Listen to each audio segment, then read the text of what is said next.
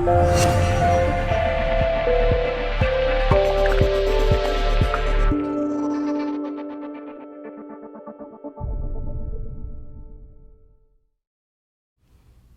what's going on, everyone? It's David Palmer, the Leo King. We're here on After Dark, the spiritual talk show here on highvibe.tv. We have some awesome guests tonight, but before we get to them, I want to say check out highvibe.tv because this is what is the network that is fueling spirituality and awesome content that is brought to you every day, weekly, and awesome shows like this. And it's by being part of that network that keeps shows like this free and alive and spreading the info that you could spread to others and we can all come together. Check out highvibe.tv. We have awesome content on there and awesome free content, and that's what keeps this going. Well, we have some awesome guests tonight. We have Sarah Paasch, who you all know, and I have a special guest tonight. We have Sajon here, who I met him. Oh my gosh, when did I meet you, man? 4.5 years ago? I think it's about 4 years, 5 years, yeah. I mean, I want you to describe what you do, because not only, are you a healer and you're just so connected in every way, but you have kind of a cool backstory too in your lineage with what is it, Yogananda, right? Yogananda, yeah. Paramahansa Yogananda. He's my great granduncle. And I'm related to, his eldest sister is my great-grandmother on my dad's side. And that's where I get all my juice from. That's a lot of juice. Oh, yeah. For a long time, I was trying to fill those shoes. Doesn't work because it's really big. That seems like a lot, especially because, let's be real, in the spiritual community. Because what is it that... he did, right? Didn't he write a book about yoga that basically is like the guide to all yoga, basically? Yeah, he wrote a book called Autobiography of a Yogi. It's a perennial bestseller. It's selling like crazy still. Right. And it came out in 1946, actually. He came to America in 1920 and created the Self-Realization Fellowship. And what he had in his back pocket was yoga and meditation. So it started back then. So he's known as a father of yoga in the West. That's what I'm going to say is because could you imagine those times? Oh, talking about that stuff? People, were like... It's incredible. He originally came to Boston to do some conference. I can't remember at this point, but it doesn't really matter. So he came and he decided to stay. And he met with the president at the time. He met with Congress at the time. And if you see some of the old pictures, you see, but white people, and there's one brown person standing in the middle. It was really a cool time. But his energy, when I look up his pictures, it's so bright and positive. But also, there's another turn to that of so serious and here to make change. And that's whenever I'm with you. Yeah. That's how you work. It's really interesting. When I met you, it's like, oh, it's so good to see you. And then instantly you're like, dude, we need to talk. I'm like, okay, Yeah. I love it though, man. I'm very intuitive. I'm very connected. It took years to develop, or rather understand. I think I had this vibration at a young age, but I really didn't develop it until I was called to. And that happened about 22 years ago. And basically, when you're in a sleep state and awake state, like in between, and you're just laying in bed and my room's all dark, and all of a sudden I feel this presence next to my bed, and it's Yogananda. And he's not wearing the saffron robe that we see. He's wearing this white robe, and it's almost like I can touch him. And he just spread his arms wide open, and he said, come to me, come to me. Come to me. And at the time, I was working for a major corporation, sales and marketing executive, doing quite well, climbing the ladder, so to speak.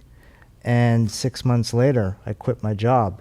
I'm originally from Toronto, and I moved here to Los Angeles 20 years ago. That's crazy, man. Yeah. So it was a calling. It was like a seed that was planted into my heart, and I had to find out what it meant. And at the same time, I had some close friends that moved to LA, so I took the plunge and decided to go help them with the music world And then a lot of things happened. He didn't go away. He didn't go away. He didn't go away, He's probably basically. standing right behind me right now. Right. But Well, I anyway. got to feel him, when I saw you Friday night, because the universe just brought you and I together, literally at my place, like walking in my door, like never see anybody through there, and you're right there at the door, and I'm like, you and I just had that moment. It was just like, bang. Yeah, it's like, And you did a healing on me right away, and then I thought we were done, and then it was like, wait, I'm gonna go up and hang out with you, and then we went even deeper. right. And I think that, if we really look at where the energy is right now, this is such a serious time of, I like how you said this seeding into the heart. Mm-hmm. That, and before we got on this, Sarah said, it feels like the key, like the holders of the key. Key right? holders. The key holders right now are like, it's like, you got to show up with it. And I guess, are we putting it in the hole? How do you feel about it, Sarah? Like, what do you feel about with all this energy and the full moon right now and all this going on? Yeah, I mean, it feels really sacred. This time feels really sacred. I was listening to the end of your deep astrology, and just, I think it's spot on in the energy that I'm picking up in terms of feeling like this is like a very, like a wipeout moment, but like a wipe clean too. And the connection to just the lineages, I feel like there's like this activation of our true lineage, like not getting caught up in this incarnation and this family, really, like it feels very surreal in that way. Like I just feel like we're so supported, but yeah, it feels very serious and sacred. And it's also challenging because of that, because it feels like very potent and important, and like you have to be very clear. And at the same time, while we're moving forward in this completely new direction, like clearing all of this really intense stuff, that naturally brings up the stuff that's clearing. And so it's not conscious what's clearing, I'm finding, and just like holding space for that and being really okay with the whole process. I loved this line from somewhere I was this weekend, using wherever you are, like instead of resisting it or judging or trying to get out of it, just being like, oh, I'm supposed to feel like this right now. Like if I'm just like super anxious, I'm like, I'm supposed to be anxious right now. And immediately that just like softens the energy and allows it to just like move through on its own. Yes. Yeah. Pure acceptance. Yeah. That is the medicine right now. It's just like, if I notice myself get into any attachment right now, if we have any attachment wounds, like that's being revealed to us. Anything that's like really holding us back because we're like holding on to, you talked about relationships, but I think it's also habits, behaviors, Pleasure, past identities, like, yeah, pleasures, like surface level pleasures, fears even. But it's a beautiful moment of surrender as well, because it's really supported to be in surrender. Yeah, I want to talk about this lineage thing a lot, because having that connection to Yogananda, and then like an individual in other places, like even you, Sarah, and your like family line, and I'm doing all my lineage, and I'm from the Mayflower and on that, right? And there's like, I think there's this, it's almost like they were all like beautiful characters that we've learned a lot from them, but we're doing it like our own way. It was like this is the new way of doing it. So it's like still connecting, but not. I can't describe it. It's almost like the old way of like a king telling his son to then rule the kingdom that way. It's kind of like, I kind of want you to go rule the kingdom Your way. Yeah. Like, well, in the way that he sense. couldn't. Yeah, well, I think that's been coming up, because it's like the sacrifice that lineages before us made are different than the sacrifices we're making. And right now, actually, that word, there's like a sacrifice being made right now, I think, for everybody. Like there's a sacrifice. And a sacrifice is, that word means to make sacred. And I was thinking about how like my grandmother, like what she sacrificed was much different than what I'm having to sacrifice. Like her, and in this way where it's like, that's what she needed to do. Like being in power when she was my age was different. Like using, like really holding and healing that where she was in the cycle for her family. And I'm just like, and now I'm at this point in our entire lineage, it is different. And yeah, I think they would be so pissed if we just did it the same way. Like for me, I'm just like, my family's like rooting me on behind me, like so stoked. Yeah, it almost feels like an amoeba splitting. You know, it splits and it becomes its own entity. And imagine that cell becoming more and more and more. But it feels like I don't want to let go, but yet I have to let go to really spread whatever message that we have, the song that we have to sing it, that's encoded within our cells, our DNA, and more so in our soul. So it feels like this, it's not resistance. If you resist, you can't split. And you're holding on to all the patterns of your lineage. We're meant to evolve. We're meant to expand. We're meant to experience something new. And so I feel that's the junction we're in. And we have been for a little while, but now it's more of a different force. I mean, if we look at it, there's 7 generations in our body. 256 people exist in us if we were to do the math. And it's what we choose to do, behave, create, is going to affect everybody on that line, all 7 generations. Because I don't feel like it's just past and now. It's also the future. Right. That's happening in the same very moment. So what we decide here might affect the future as well as the past. So it will. It will. It will. It actually will. So it's very important for us. I mean, look at Brené Brown coming, you know, with all the studies with vulnerability and shame. You know, all these different studies have been coming out just to prepare us for what is about to come. Like, why didn't we talk about vulnerability back then?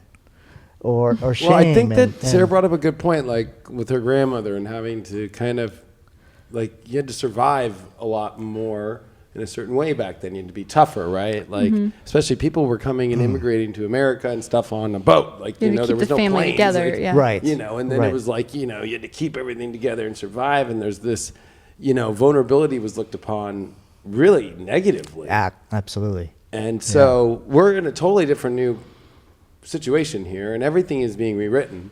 Yes. And I think, you know, because this is a full moon in Pisces, and Pisces represents spirituality, but it also is the opposite form of like what's holding you from that or trapping you from that. Also, at the same time, you know, it rules the seas. And there's something about change in the seas, and also a mysteriousness about the universe and the seas. And there's also weird creatures down there that can kind of pull you deep and down. And it deals with deep emotions that always have something about the past, or it's like reflection. You know, when we look at our reflection in the water, you know, there's always that. There's always that look of like when you look at old movies, they like you like almost see your past young self in it, but then they always like project it as, oh wait, now it's me now, or even the mirror of like in Disney movies, like whenever they look at the water or they look in a mirror, there's this really weird moment here of everybody's looking at their past, looking at what reflections have happened and what has happened in your past to this moment of a true, and I've been not wanting to say release, I've been just saying this is what we want to connect with now. Like, right. And instead of focusing on the lack and what is gone, I think it's important to honor that, but I think it's more important to focus on what is the spiritual beauty, the magic that's gonna that's happening now. Right. That's happening. Like, because if really this universe is the way that it's formed right now, it isn't about what gets disconnected and what is of lack, but what is of gain on every moment. That this is just a new portal to a new route, and focus on that route and focus on those understanding of those reflections, but take that and connect with what is in the vibration that is truly in your power and your connection right now. I don't know. I mean, it's like you have to elevate to a certain level. And I think there's so much chaos going on, so many distractions. Why is that happening? I mean, we're all feeling it, but there's nothing really moving. It just seems to be getting worse. I don't know if you're finding that. It's kind of crazy because that's what the astrology says. Oh, I don't even know, right? Yeah. I'm sorry. I don't know the astrology that well. I love it. You're a great channeler. And so what I'm feeling like is if you don't rise above it, you can't actually see what's happening, right? So it's like, we talk about consciousness, we talk about raising the vibe, the frequency, right? So why do that? Who cares? But actually, you have to care, because to rise above, you're going to be able to see from a higher space. Now, if you rise above the clouds, and let's say the clouds are the challenges or the work that you keep bumping into on this plane, well, when you rise above it, you don't necessarily have to be affected by it. And I think that's what, as healers, as visionaries, as people who want to share this knowledge, they have to step it up even more so. It almost feels like, for me sometimes, it's getting harder to work, but then, as you said, we have to just kind of let go and accept and just keep moving and allowing us to be lifted to that certain level so that we can be ushers. I think we talked about that earlier, of bringing people and saying, it's okay, it's safe. This is the way, this is the frequency that we want to be in. This is the love that we're talking about. I mean, I don't want to take up all this time, but people don't know what love means. Right. I asked some of my clients, what is love? And they gave me some answer, right? And usually it's about a relationship. But I find that if you can describe love, then you don't know what it is. Because it's so potent. It is everything to me. And, my trademark is love more. We got to do more of the love. But if you don't know what love is, how do you do it? So that's where we all come in and share this incredible information that we each have. We all have a piece of the puzzle. And if we can come together and actually create a big picture, I like that. then we might be able to really take this planet to a different level, or whatever the universe has in mind. Well, I think it's already, I think a lot of what I love everything you're saying. I'm just like, yes. And the mirror thing, I was totally thinking about that today, because I was like looking at this Pisces full moon, and I was like, there's this fact check with the mirror. Like, people need to look in the mirror, and and the people that, a lot of people I know are doing really deep work right now, like doing really deep clearing work, while simultaneously like taking very solid, confident steps forward, slowly, but like moving forward. So they're doing this. And I'm also seeing the other side of that coin, where it's like people are looking in the mirror and they're like so sure, but actually they're avoiding themselves, and then they're in that chaos, and it's like they're not moving forward. And so where it comes down to it is like, yes, consciousness going above, but really it's like it's an action. And so it's like the fact checker is an action. It's not in the conversation. It's not in the books. It's not in the understanding. It's in the like, how are you deciding what's the right decision for the next like choice, and I'm watching like that be a constant kind of coming up right now. It's like, what's driving that choice? And we have these spiritual ideals, like we have these Neptunian Pisces, like, this is my faith. This is what I believe in. Love is my thing. And then we're all into this high vibe, high frequency thing. And it's like, but how are you treating your body? How are you treating the stranger in front of you? How are you treating your mind? Like, I think that it's like on such a basic level, a lot of times we're missing that. And that's where I think right now it's like, if you're talking about it, but you're not doing it, like that's where I think the wipeout's going to wipe the ground out from underneath people. And I actually don't think it's going to be in this moment. I think it's like, the way I see it, it's going to be in 2020 when Saturn Pluto hits. It's going to be like, it's going to work its way up, but it's going to just build a false Plutonian power structure that's just going to be like, which is fine. We were talking about this. We're souls. We came here to experience. We didn't come here for anything else but to like do this thing. So you're going to learn either way. You're either going to be learning a lot right now, and it's really intense, or that maybe that's the way your soul wants to learn it. But I feel like either way, like, you can't escape the lessons that are, which are gifts. But I just feel like, damn, I'm learning something every day. And the shame thing is so important because I'm like, Yes. it's like a weapon.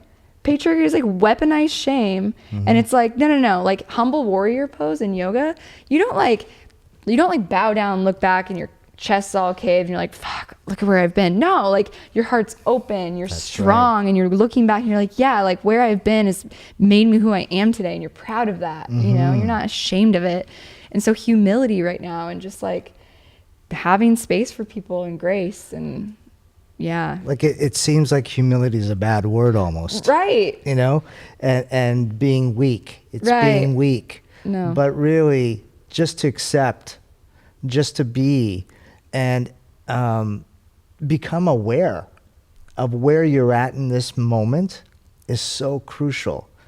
And, you know, I have a thing called Love More Yoga, which I just created, which is about opening the heart. I'm all about heart. I'm done with the mind. I'm done with body mind. Yes. I'm all about heart right now, because the heart is the bridge to the soul. And it's offering me so much information. And the whole point of bringing up Love More Yoga is I have this acronym, ACT with Facts. And Yeah. right? It's so perfect right now. So A stands for, what does it stand for? Wow, just lost it. Boom, awareness. C stands for commitment. T stands for truth.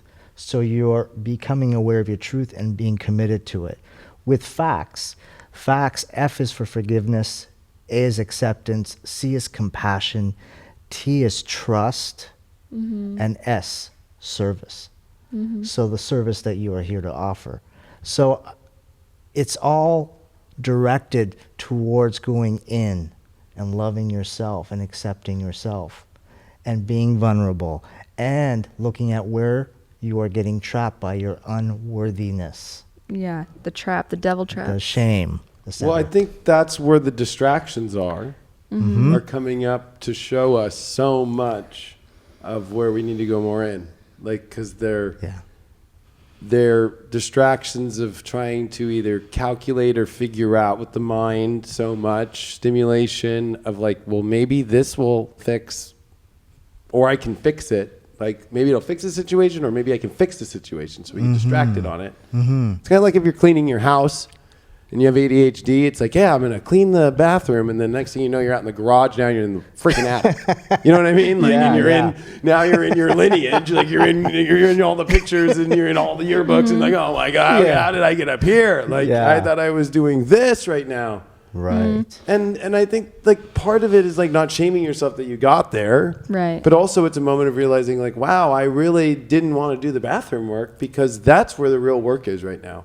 Sure. You know, like it's like subconsciously being like, oh, hold on. Oh, yeah, da, da, da. And it's easy to just get distracted and go into another place and then be like, oh, but it's not shaming yourself about it, being like, wow, now I can see. Now that's where that is.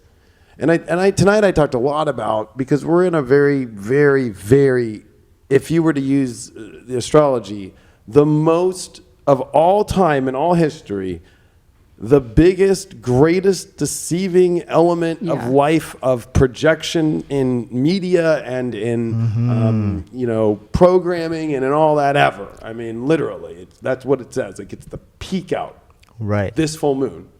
And with Jupiter square Neptune next week for the last time in their home sign. So we'll never see that in our life again. So there is something where there is this ultimate distraction that is taking people's energy and saying, this is the frequency to be on, which is not, it's pulling out your heart and trying to say that, no, this is the heart it should look like, with the shame around it. And then when you put that in, it's like how the Tin Man needed a heart in Wizard of Oz.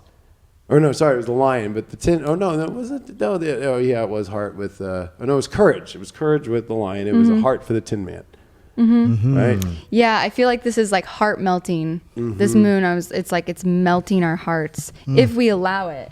If we allow it, there's like this seductive quality in the air right now, where it's like this temptress, this like devil on the shoulder that's like tempting into this like fame or fortune, or like all of these false calls. That was the word earlier. It's just like, no. Like if there's something that seems like way too good to be true, and it's like just like fact checking also your value system, and like, is it actually filling you, or is it distracting you because it's keeping you like stoked for this moment and feeling good about like how it like looks, or some like security, like some material security, rather than really like honing in that faith and something deeper, and really having a belief in something in yourself. And like when something comes to you and activates you, like that happened to you with your great grandfather, right? Yes. Yeah, like that. Like it's like holding that sacredly and being like in this moment. That's what I feel like. It's just this initiation where it's like you could slip to the other side and be like,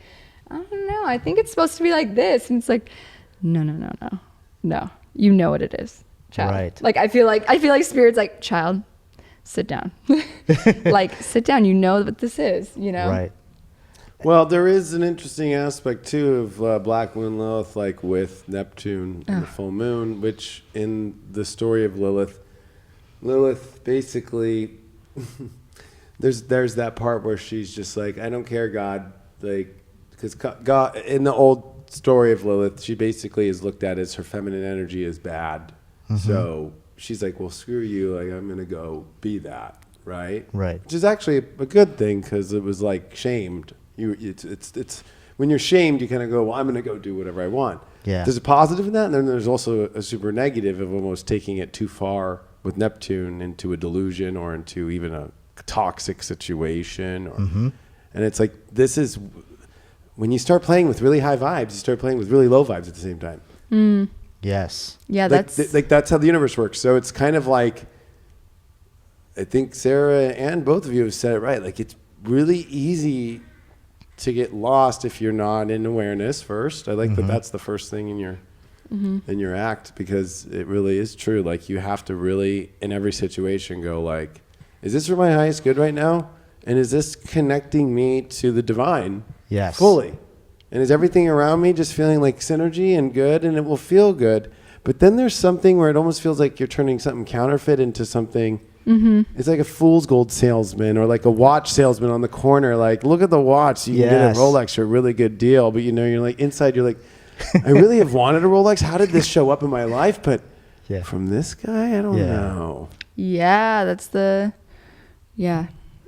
real. And like, Spirit's so funny. The other day I was like just in my house, and all of a sudden I just hear this like, the only house rule is there's no shame.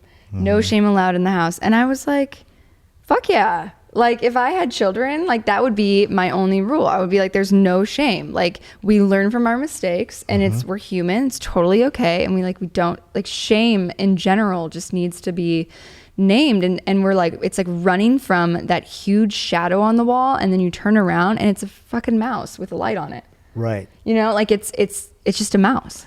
But that's what our past has brought to us. Yeah. The parenting of the past, and perhaps even now, is about shaming. If you really look at it, it's about judgment. It's about, you got to do this my way or forget it. And you can't be this, you can't be that. And this comes from our parents' generation, our grandparents, and so forth. And so I think it's going to be crucial for all of us to realize that we have to shift this pattern. And without shaming them for being that way at the same time, because like, that was kind of how they were programmed, based off a natural way of how life was. Like, it was like, do not jump off the boat or you will die at 1620. We can't call a rescue helicopter. Right. And and that's getting lost in the whole, like, I'm going to go into overanalyzing and like go too deep. It's like, you don't need to do any of that. It's very simple. Just like, do your work and don't shame other people. There was something else I was thinking when you said that, but now it's lost. I mean, does it have to do with the judgment? I mean, I think. Yes. Okay, I got it. Okay. Thank you. You're welcome. Yeah, it has to do with, like moral code of ethic.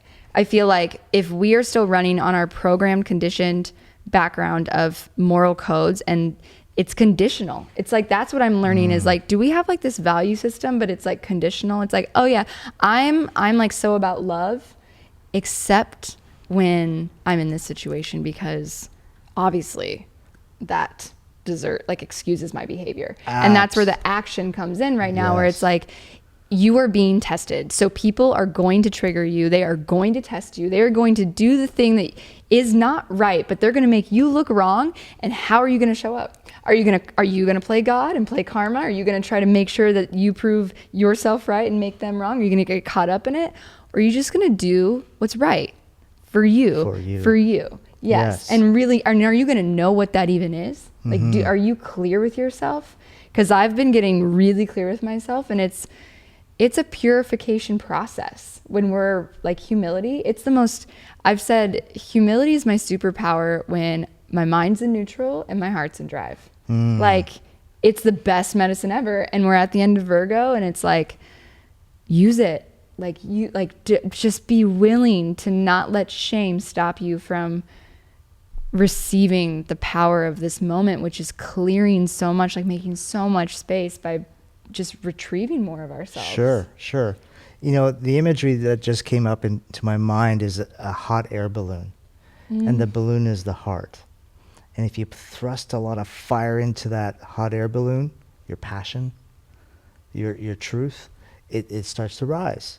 And what you're lifting is all the past, all the challenges or the self-definition, self-hate, all the past generations, and really lifting it all up into the, I'll call it the heavens.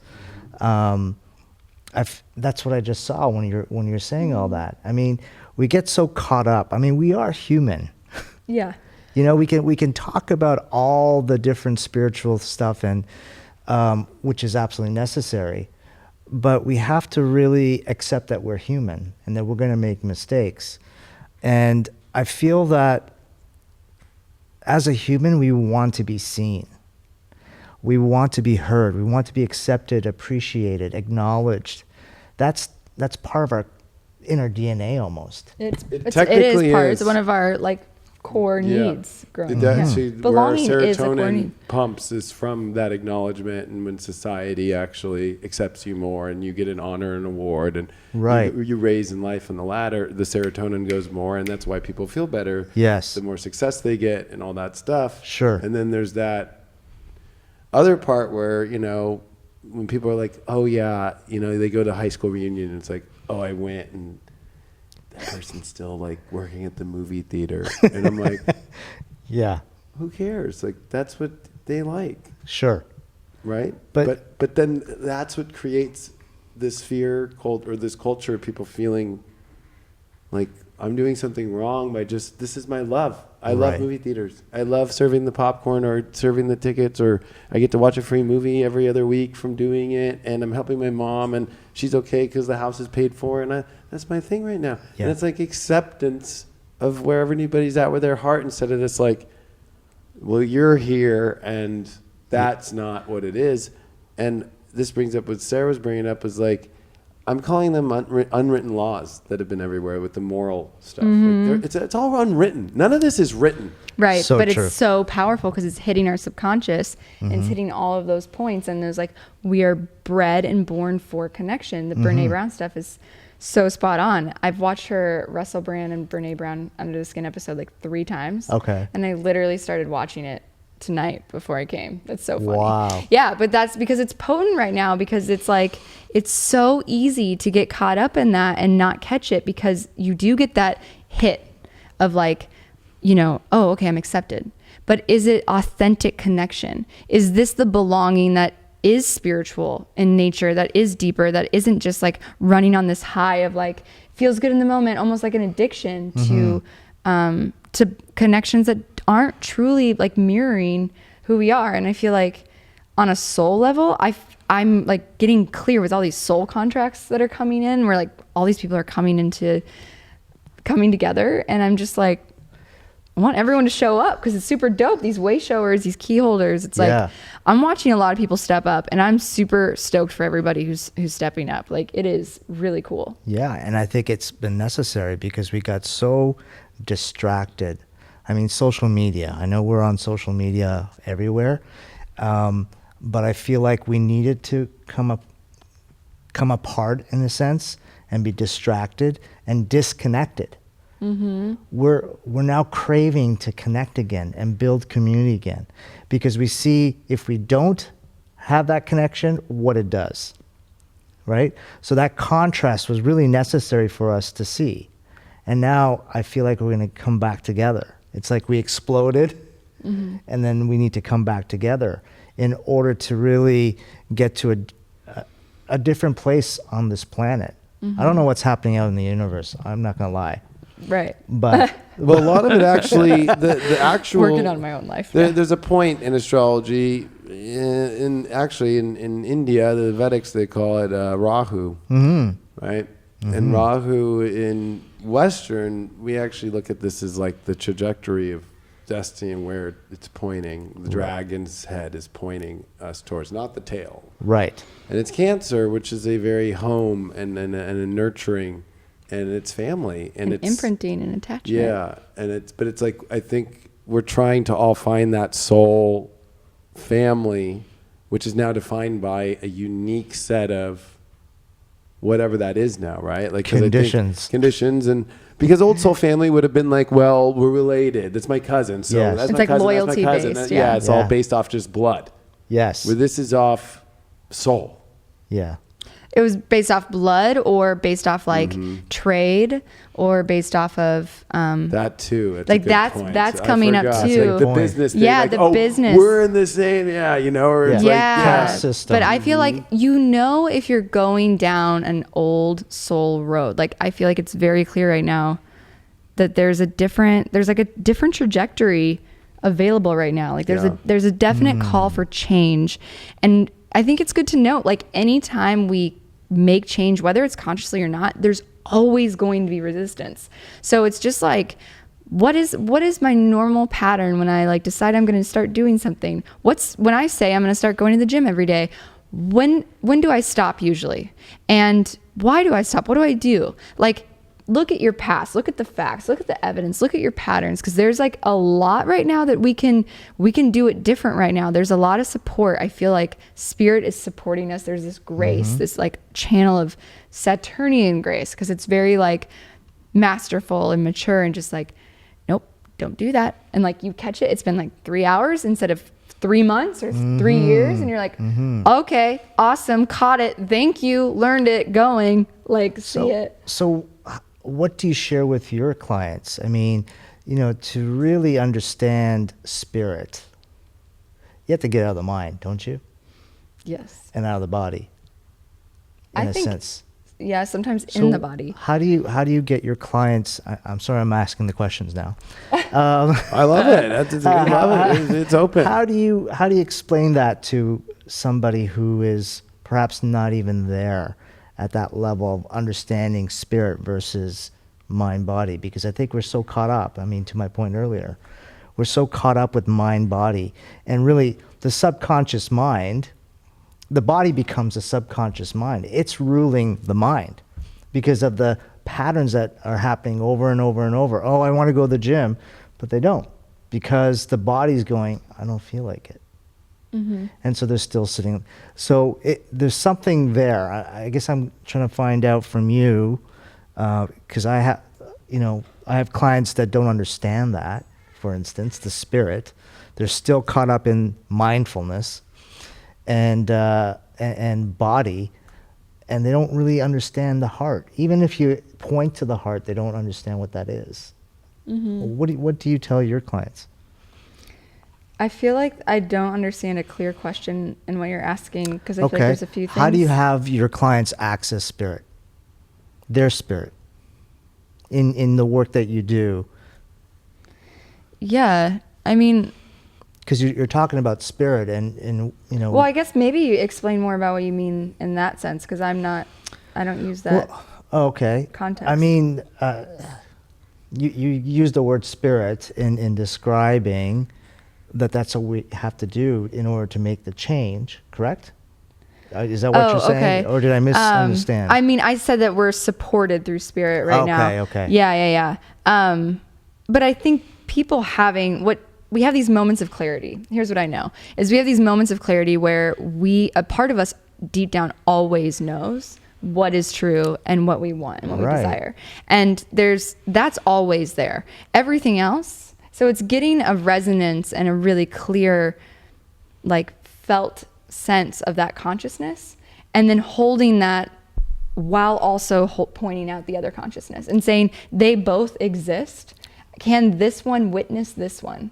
And then we start to create this dialogue, and literally, like, it's okay, like, what would this one need from this one? Right. This part of you. What would she need if I'm talking to myself, you know? And Yeah. it's like, what part of me doesn't want this change? Sure. And actually, let's just ask it straight out. Like, what am I afraid is going to happen if I actually do have this change? Right. And then being honest. So self-honesty right now is like, maybe self-honesty is the way through spirit. But I think another thing too is, the shame wounds and all of this, the relational stuff, it was all in relationship that it happened. That's right. So it requires relationship to be healed. Like, we can't just be doing all this work on our own. And that's where having a coach or a healer or a partner to witness you and say, I see the change. So like, Right. who are we mirroring, right? Who are we, relationships? Who are we surrounding ourselves? What's our environment look like? Yeah. And for me, like, me and Craig both cleaned out our entire fridge this weekend. And I, like, literally threw away my whole fridge, and I got new rugs, and I just, like, moved plants to different places. It's like, change your environment, and then you change your habit, you know? Right. Yeah. Yeah, I Cool. think kind of to answer, if I were to describe spirit to somebody who maybe didn't understand it, is that it is the glue or the full embodiment and the backbone of the whole body, the mind, the heart. And it is the self that is true always, that you come back no matter if you're your first conscious aware moment to the moment that you are going to go to whenever you die, that is always there, that is always that same true self, that is the place where you're the most humbled. It's the place that you always come back to when something doesn't go the way that you want to, or to Right. the place I that like even that, when yeah. it does go to the most ultimate space, it's the place that fulfills you and knows that it feels divinely, because divine and spirit really go hand in hand, but it's the pure presence of you feeling you and connected to something that is beyond this reality, that you feel, like as the Hindus describe. The Hindus are the ones that brought the understanding that spirit is channeled us through our heads and down, and that we have a connection source to that space. So we can associate spirit as external, but it also is just as much as internal. In tarot, the magician card is the person has one arm up, the person has one arm down. It is the connection between heaven and earth, and we are the conduit in between. It is when you are aware that you are that conduit between heaven and earth. That is what that soul presence is within yourself. And when you move from that space, and that is the place that you can make magic, and that you can find that you have a purpose here that is here to be love and to create love. And it also has a mission that when you get really in tune with your spirit, that you are not using your mind, you are not using the world's perspective of what to do, but a divine guided, channeled message that, because you are like I would describe it to them like an internet, like you have fully connected to the Wi-Fi signal of God, and you have your own unique passcode, you have your own unique, whatever you want to call that, like this is your Wi-Fi, here it is, right? Like, and when you're connected to that, you get downloads and you give uploads back, and it is a full back and forth constant, and that's the infinity signal. I mean, we can look at it in a million ways, but Sure. Yeah. but we can get pulled I love off that though. Well, and I think it's okay if you get pulled off of it. What matters is that you come back and how you come back. And I do feel right now is a coming back moment for people who aren't on it, or people who are looking, like it's available. And if you're on it, like it feels really sacred in that way. That's where I was coming up with that word earlier. I love how you described that though. I think that that's so, Or Jesus wasn't Christ till he died and went through his 3 days, through his rite of passage, basically, into the Christ energy, which is the energy of basically like God, right? So there's like, a lot of the stories always go into this finding of like the eternal, that there is an infinite source, that your soul is, your spirit does not die, that no matter, that's what transcends a mind body. And that spirit is what's holding these things together, and at one time will ditch them and move on somewhere else. Right. That it's that part of you that never will ever go away. Sure. And it also is the part of you that it makes you so unique that the outside world cannot define, except you through spirit. And I would say that the things that do define it are things of divinity, that are from the universe or from God.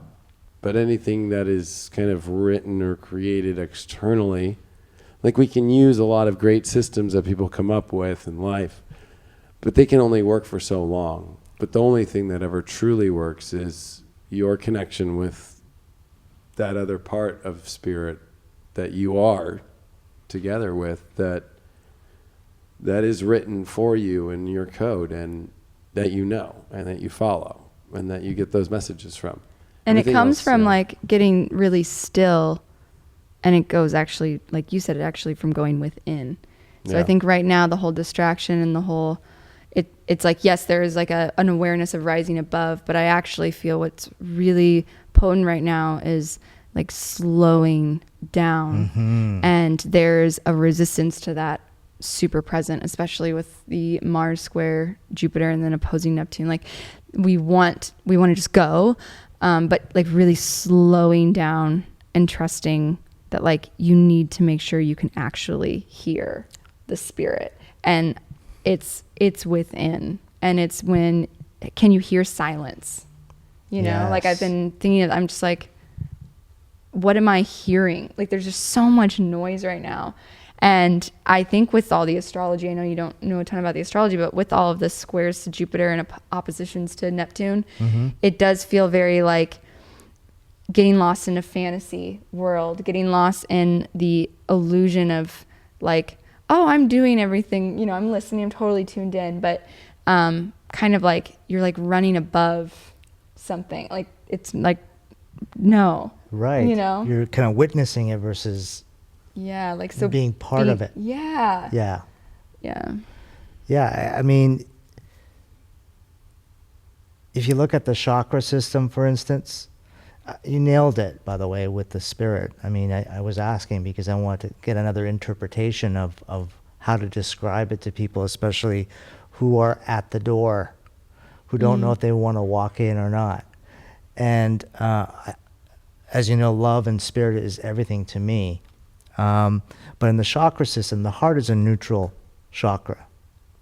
The upper chakras are, we'll call it the masculine chakras, or father universe. And the lower chakras are feminine. And so it's the marriage of the two that allows us to, the heart essentially takes the information from up above and down below and allows us to understand who we are. And then that bridge, the heart is the bridge that takes us to the soul, which is connected to the higher realms. So it was I just wanted to see what your interpretation was, and I think both... I think what you bring up actually is kind of an interesting thing when talking about the chakras right now, and what Sarah was bringing up earlier about like, being really high is a good thing right now, but also at the same time, like making sure we stay, and understanding what we're doing in this more, I don't even want to call it lower frequency, but just in this more physical realm. And I would say that, it's interesting when you look at religion and shaming today, and whether, we always start at the root chakra, right? Like, and the root is like the one thing that is demonized the most, in religion and in a lot of things. And it's also the feminine energy, like, which is like, Adam and Eve being the fruit, and she took the fruit and she fucked it up, and really because she's giving consciousness to man that man wasn't ready to handle. Right. And that's the demonizing of Eve, is that you gave me conscious that I could die, because it was nice in the garden because I didn't know if I could die or not. I wasn't aware. I wasn't aware of shit. Now you made me aware of everything. Yeah. So that's where the whole feminine demonization goes. And then, of course, when it comes to the root, sex, your passions, like your more true nature of where we start from, especially Kundalini rising, right? It starts in that root, and that's a feminine birthing of that. So it's the snake, the serpent, which is, they associate that as well to kind of put that on women as like serpent woman, snake woman, da-da-da-da-da.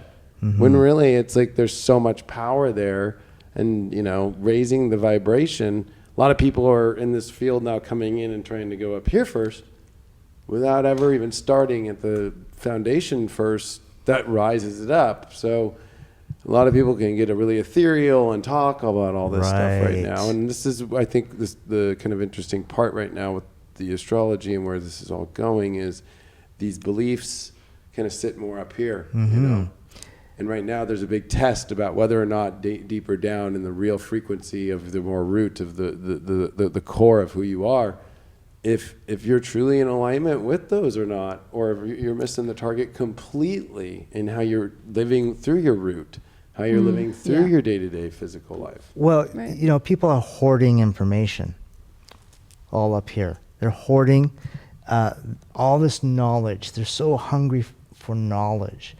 And what it's doing is it's not being applied.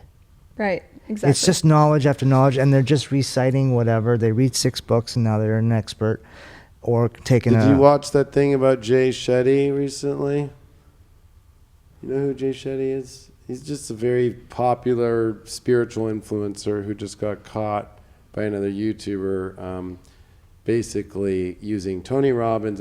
Everybody, Eckhart Tolle, using all of their spiritual teachings, but like saying it in videos and stuff, but not quoted, but word for word, and we're talking like almost 40 million people and a bunch of people following him, and then finally it's just all come out, and it's just like there's a lot of that fraudulent counterfeit. I don't like to use the word. I like counterfeit though.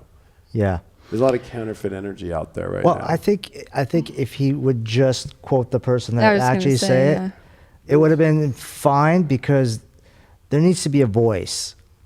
And if we find a quote that we think is going to be interesting to our tribe, then say, okay, well, Tony Robbins said this. Well, and that's also, though, this is where this is great, though, because then what it's actually doing, it's revealing to this person, he's sitting face to face with himself. I don't remember what his name was, but it's like, what was your intention for sharing that information? Was it actually to serve as a spiritual teacher and a spiritual voice, or was it to be seen as a spiritual teacher and heard for a spiritual voice? And it's like, this information, we don't need to recreate the wheel. Like, I also think that's here too, where people are like trying to like come up with their own thing. It's like, there's so much resources. We don't have to recreate the wheel. No. And we're not in a competition to share it. Like, it's not about us. If you're really doing this work, it's like, I just want people to know these things. I just want them to have these things. And that's like the shadow work course I created. I mean, it's a compilation of all of the teachers and the teachings that worked for me. Yes. And then but in this package of how from me. But it's like, it's like, why would I try to come up with a whole new like idea of mindfulness? Right. Or of like, it's like, no, I couldn't agree with you more. I mean, I remember going to a yoga studio. I won't name it. I went to this yoga studio and they said, well, we're the best. We've created a new yoga. And I said, well, what does new yoga look like? The poses are all the same, aren't they? Like, meaning a downward dog is a downward dog. Well, we put music to it and we do this and we do that. Well, it's still yoga. It's still meditation. Who cares if it's new? We wrap a different candy wrapper around the candy that's the same. But like, and why are we getting like, that's the whole TV and the deception thing, is like, why are we getting so caught up in the wrapping of things? Like, especially because we have so much resource, and especially since we have so much connection to spirit. And like, I'm just like, we're smarter than this. Yeah. Like, that's what I'm feeling, is just like, we are smarter than this. We're trying to improve the packaging, versus improving the actual content of Right. the candy and making it better. Yeah. Going Preach. deep, let's look at how we can replace the sugar, maybe. Whatever. But it's like there's this spiritual elitism that goes on that is starting to drive me crazy. We're all equal here. Let's just Right. share what your interpretation, your perception is, and maybe we can link up rather than being in competition. I mean, yoga means union, right? Instead, there's this competitive nature that is happening that is quite, to me, disgusting. Just serve the community that aligns with your frequency, your vibration, what you have to offer. There's plenty of room for everybody. Well, And and so- it's the competition comes from that shame background, though, that shame culture. It's the same thing because Yes. it's still like you're proving something. Right. And by proving something, you are actually buying into the misunderstanding that who you are is not enough, that you have to prove yourself. That's it's like, actually, there's nothing to prove. Like, what if you just like really trusted that who you are was enough, and you really trusted that there was enough for everybody, and that you were loved equally as much as you, and so Right. nothing will be withheld from me. Like, I Yes. trust who I am, and that's the thing, is like we can run from these stories in the background, but we think we're not. We're being spiritual, and it's like, no, like it's, come on. Like, and you are not your mind. Right. You are not your behavior. You are not any decision from the moment you wake up to it. That's the best moment to wake up to it. That's consciousness. Like, that's fucking awesome. And then be like, stoked, I did that thing. And now I know what I did, and I know what it is, and I see it. So now I get to do something different. Right. And I'm going to take that power back, and I'm not going to sit and stew on or avoid it or Right. whatever. Well, and that's where, mind, body, spirit. I mean, we are the spirit. We are not the mind. We're not the body, Right. which you just explained beautifully. And we're getting distracted by all this other stuff called mind, body, in my opinion.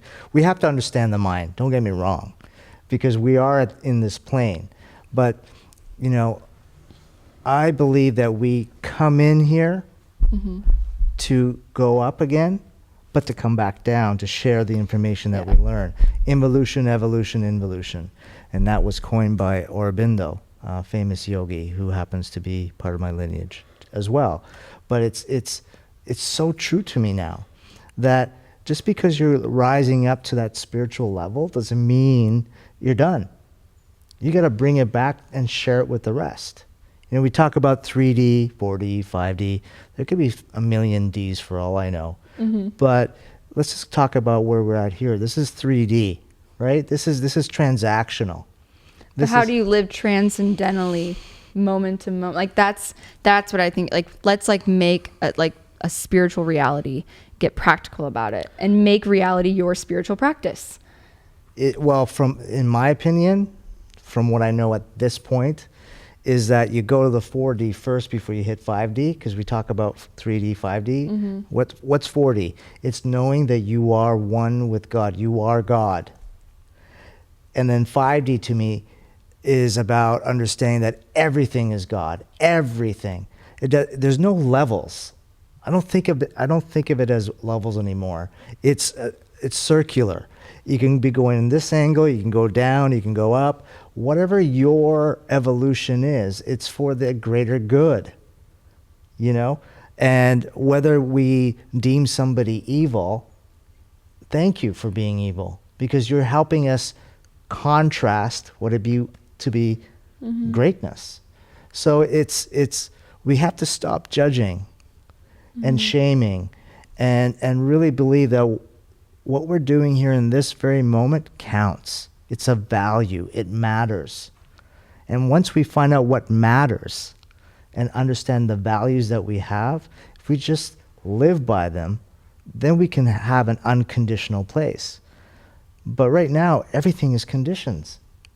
Even the people that are preaching unconditional love have conditions. It's so we're in an incredible junction of our planet here. And you guys talking about the astrology, I mean, you're saying that we're at the, will you explain it? I would say we're at the peak. Peak? And I mean, it's like really, it goes even deeper than that with the age of Pisces ending, which is the age of deception, basically, and also trying to define what spirituality really is, and belief and religion and programming to, all that. But I think kind of to go back to this whole thing about the wrapping you both were talking about, it's part of what the trigger is that I feel that there is, I am going to say that there is a sense of still knowing how to own your value, which will trigger certain people, which usually there's going to be a huge lesson in those triggers, right?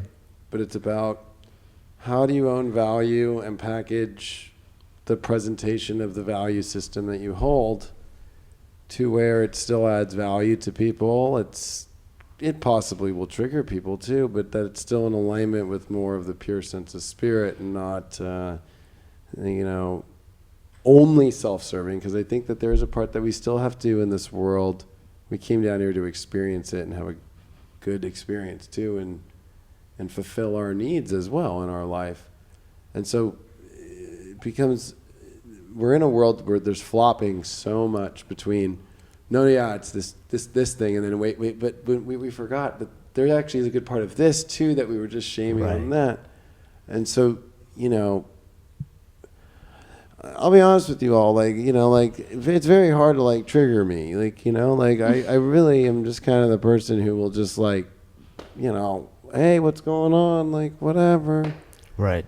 The only person that triggered me this year was Doreen Virtue. It was a New Ager that just went back to Christianity, and that really got me. She was shaming and saying all New Agers are going to hell, and after being the number one tarot card distributor in the world, basically. I have her decks. Yeah, you do? You know who she is? Yeah. But I had to look at myself deeply and really let that go. She was teaching me a lot of value in understanding, I know my value in where I'm going and what I'm doing, and it's okay if you don't agree. And I can't attach to, somebody on a bigger, stage or anything like that, not in agreement or rejection, because there's a sense of rejection too, right? I'm part of this community, but now I'm rejecting you all, and if you don't go this way, you're going to go to hell, Right. It also made me look at it how I use my astrology, and I tell people, if you don't do this, probably will go this direction, And it made me see parts of that in myself too, that when it's thrown back at you in your face, there's something to say about that at the same time, right? So the packaging is part of the whole picture as well. That has a lot of good lessons for some people. Let's say, we'll take for her case, for example, there's going to be people who are Christian and are going to be cheerleading that, and sensing more value in Christianity. Right. Right. There's something for everybody and somebody for everybody. And I think it's just prioritizing for ourselves, just be really sure on don't settle for something that's not really authentic for you, and trust that. Yeah, I think it's really just be honest. Don't wear a mask. Don't pick up a piece of candy because of the wrapper. Pick up what you want. Connect with who you really want. And you're right. There's no wrong path. There's no wrong choice. I think it's just a matter of just staying connected to our choices right now and being, not distracted by the dramas of the things that we cannot control. If there was ever a moment to really come to terms with what you can't control and what you can, now would be that moment. Yes. Yeah. I mean, who wrote the moral code book anyway? Who wrote what's right or what's wrong? I mean, what feels right for you inside is going to be the barometer, in my opinion. And typically the things that feel right are the love, the compassion, the kindness. If we really break it down to the bare bones, all we want to do is love and be loved, right? why do we forget that? So we can remember. Right. And so all these, again, I love the word contrast because Yeah. I really think if we didn't have the contrast, it would be either all dark or all light. You can't see all light either. And I really think that things birth in the dark. Like the baby grows out of a dark womb. A seed is planted into the soil to come up into the light. So I think we're the same as far as our journey is challenges are constant. Change is a constant, rather. Challenges are going to happen, and we have to accept that. And we're doing these dips. It's the amplitude of the going down into the deep dark. And what I'm finding is, look, I've been through many dark nights of the soul, if you will, where you're challenged to the core, where you don't even want to exist anymore. And what I've come to realize is it's just getting easier. So Your relationship's changing to it. Yes, Exactly. yes, That's the thank work. you. Yeah. That's what the work is. Yes. It's not getting rid. It's not like healing ourselves. It's not getting to a destination. It's like literally like just change your relationship to the experience. Stop. Right. Oh, this happened again. This means this is terrible. And it's like, no, like when anxiety comes up, it's not that it's bad and I'm an anxious person. It's like, no, like I'm feeling anxiety right now. Like Right. my relationship to that can be different. I can change my behavior or my response. That's right. And then it can come. Yeah. And then it can come. And it's not a threat to my system or my life. It's not, yeah. Some emotional attachment to it Yeah. either way. Either way, an aversion or attachment. And Right. That's like you're talking about these waves, and it's like that's what all of like my work's about is like how can we create this middle path so that you can like this can all happen, but like this is your like Right. zone. You're not unsure of who you really are. You're not unsure of like if everything's okay. You're not caught up in it. It's like it's happening, but you're Yes. not lost in it. And I think right now it's like don't get lost in all the stuff that's moving or that's coming up or whatever. It's like have a very strong conviction, a very strong focus point, and just stay clear and just honor and let yourself, your relationship with yourself, a true relationship with yourself, a soul relationship with yourself, not Yes. this like, I want to make sure I feel good today. Yeah. Like not like that, but like a real like. And let me just put out 10 affirmations, positive affirmations that I'll just say because I think Yeah. that's going to help me, but not really go into the bhakti, the devotion of the self. Self-discipline is necessary.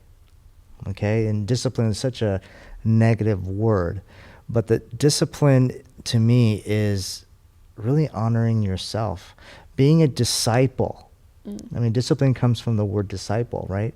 Being a disciple to who you are, not some external anything, but and to do it because it matters to you, and to be centered in that, in that the way you were saying, to be centered in that homeostasis, balanced state, so that no matter what's happening, you are still on your journey, on your path, and not getting all crazy, if you will.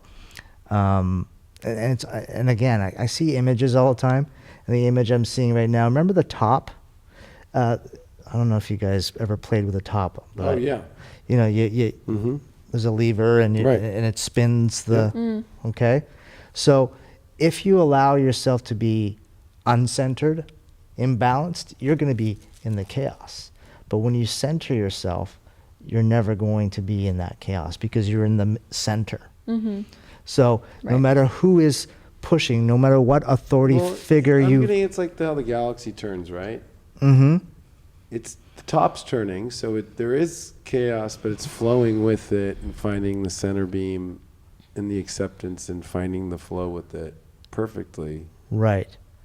Because we are in a chaotic universe of all these things, and how does it all work and how does it all come together? But it's like finding the essence of the surrender and the flow, and it just naturally finding it. And how Sarah's helping people find, like she described, that kind of that middle thing that, there is the waves and the frequencies. Even right now, the hertz of the earth right now is going up to like 59, 60 hertz. And then it's going down to like 8. And it's coming up right now. Right. There's that been going on lately. And so there's not a lot of balance right now. But I think that that's about finding balance in the relationship with that. Okay, the earth right now is at 60 and then it's at 8.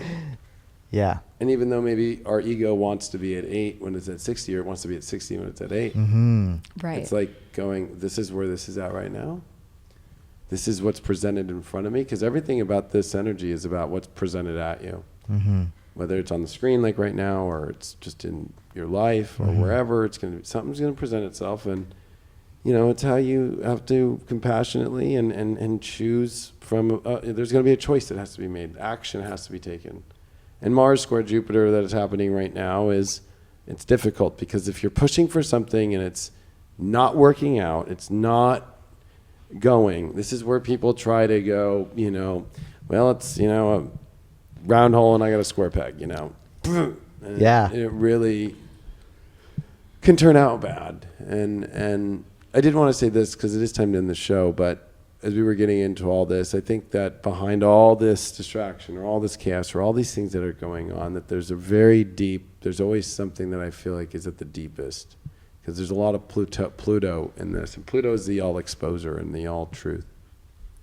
And I think that was the hardest truth for people to understand and to bear, is that what we have been taught through all religions and everything is that we are truly bad people that need God in order to be saved. There's a savior complex. And that right now, with this full moon, this is where we are drowning ourselves, and then other people can attach to us to drown. And we have to be very careful right now of not drowning with ourselves first, and then not taking on energy that's going to drown us at the same time. That's not our vibration, and it's okay. And it's okay to just be compassionate for that person drowning right now. If it's not in your vibration, God has another vibration that is going to save that situation. Right. But I think we have to start with ourselves first, because this is where people can drown very fast, very out of nowhere, when things don't go the way they want. Saturn is about to go direct on September 18th, which is today's the 10th, so 8 days away. And when Saturn stops, especially in Capricorn, its home sign, which that hasn't happened since last year, but this is with the South Node, or K2, this very delusional, like it's over. And when you get a full moon on Neptune, which deals with psychological disorders, mental disorders, like losing it, feeling you're at the darkest before the dawn, when you get moments like this is where people drown energetically. And then what they do, they try to latch on, and they're going to come at you like, I need help, like right now, or I need you, you're going to save me, or you've got the love to save me. And when somebody's trying to take love from you,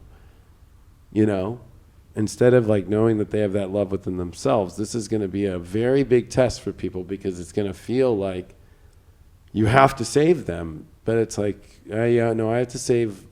Am I actually doing that because I'm actually drowning inside? Maybe that's part of the reflection, or whatever. And I think that overall, the savior complex is connecting to what we talked about earlier about how people are coming out with, gurus and all these things. And I think that the savior is within connecting to spirit within itself, and knowing that you are just as part connection to that spirit.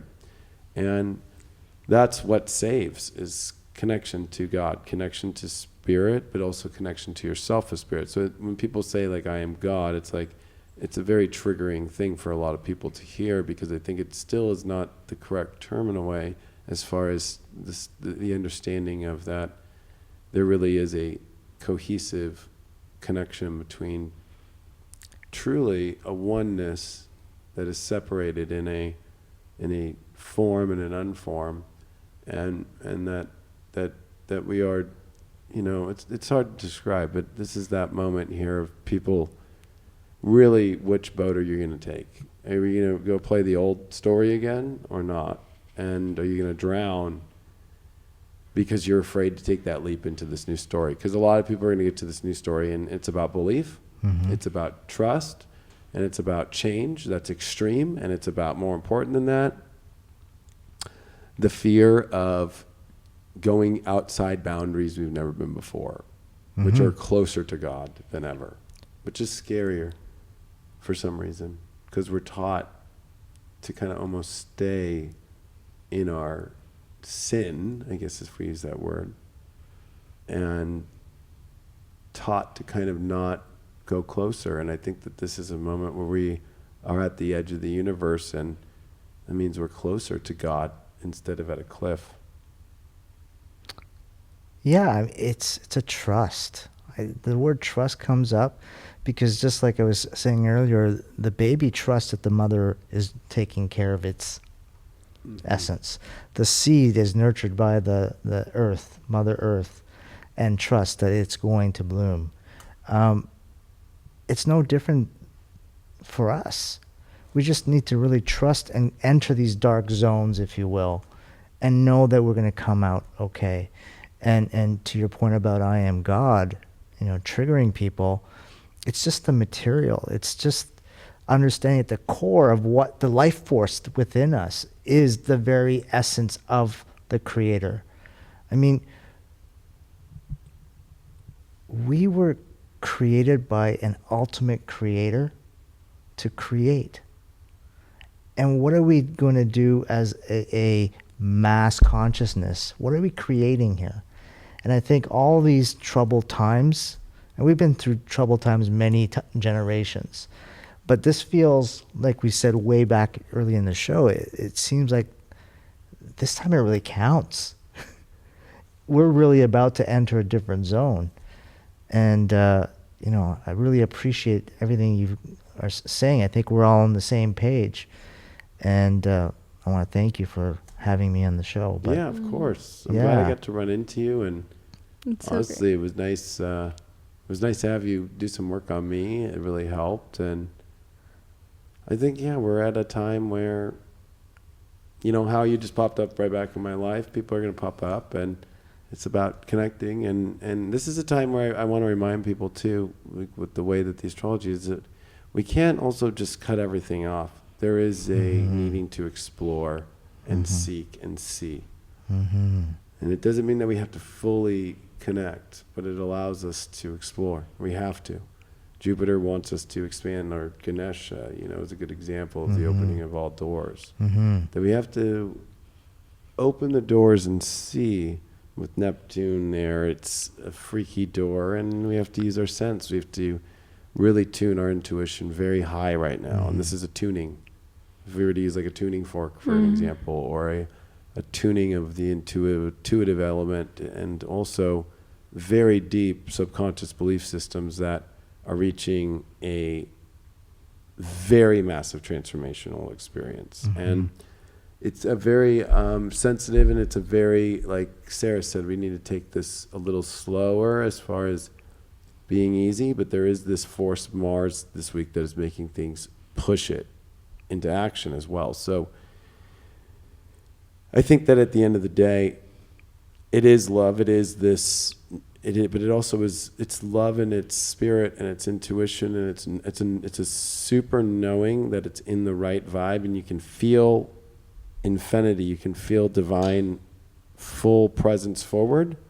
But if it feels like you're questioning the next day or the next week with it, it's not, that's probably not the alignment. And that's because it's not of, if we believe in fate, which I do, fate, you can feel the hand of fate because it's predetermined. It's a train track that you can feel where the tracks are going, and that the tracks are there.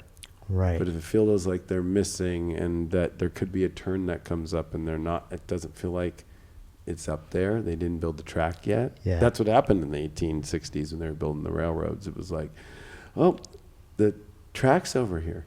They still have to, the Union Pacific isn't finished yet, Right. And so there's a lot of tracks right now that have run their course for a lot of people. society, individually, relationship, like everything, everything. Really, Every structure. This is where all the tracks are ending in certain places, and where new tracks are truly showing up. And so it's going to be a very difficult yet very good sharpening tool for people to find that deep inside and know that there was a reason for everything, and to accept that reason. Because I want to end with saying that when you brought up that, you know, how a mother, like a baby knows there's the support of the mother. Well, there's some babies that were born that the mother threw them in a trash can, literally. I thought that too. Yeah. We're healing that though. And even there's plants that don't make it naturally. Like they might grow, and then there might be a storm that comes in, and just like a tornado, right? And right? So it's like, that's happened to people in their lives in many different ways. And this is a true washout of like, you're going to have to drop your insecurities based upon the traumas in which you've all lived, and we've all lived them, and we can't start playing trauma comparisons. We can't do any of that. This is a true test for everybody right now of how to be not their best self, but just themselves, connected to love, to what boat they know is taking them forward in their true destiny. And we are all going to see that come together in a magical way. And this is about magic, that magic truly exists. And magic has a formula that sometimes and many times is never fully understood or known. Just like the universe, there's nobody that knows. And that's the ultimate trust and surrender in knowing that. And I think it's beautiful. And I think that any triggers that come up this week or anything, you have to look at yourself. Like, there's an issue there with yourself, not the energy that's triggering you. It's right. you. And it's about learning to let that go. You don't like somebody, or you don't like what they said, or you don't like the way they are, you have a problem. You know, you don't like the way that they said something to someone. It's like, that's their something, that's their issue. Like right now, like people feel like they need to go to battle right now in beliefs. Like, this is very Joan of Arc. Didn't turn out too well for her. I'm not saying it was the wrong thing to do. Right. But this is kind of where it's about timing, and it's about when the right time is to do a Joan of Arc moment. Right. And I think that's what these boats are leading us towards. We're just having to know what tools, what energies, what people, what vibrations we're going to take before we do the Joan of Arc thing. Right. And to Sarah's point, you have to have that silence. You have to be truly have to listen and be sensitive enough to hear what the messages are. Yeah. So that you can take the right direction or not, actually, and learn from it. Yeah, and I think to end this, find people that you know, that you feel and that you intuitively know, like Sarah, and you know, when Dylan's here, another guy you haven't met him, he's on the show a lot. Like we do work on each other, we help each other out. Like we have Soul Tribe that we help each other through stuff. And I think this is an important moment right now. You know, maybe instead of going to that party and doing some crazy thing, like go with the people that you know. You can go be like, hey, I'm really having a tough time right now with this, and let's just sit down and let's just talk and let's do some work on each other. And you're going to find more laughs. You're going to find more love. You're going to find more fun than this distraction energy that ends up being some package showing up trying to prove something that's empty. And I think that's a good way to end it. Yeah. All right. Well, it was great to have you on, and you can find both the information on both of them underneath here on the YouTube video. And thanks for being a part of HighVibe.tv, of course, and After Dark. We're always here on Tuesday nights. And thank you for supporting it so much, and it was great to have you both on. And this full moon's pretty intense, so if you want to look at it that way, or it might just be the most forgiving and most beautiful magic of your life. It really depends on how you are ready to step into it. Love you all very much. We'll see you in the next After Dark.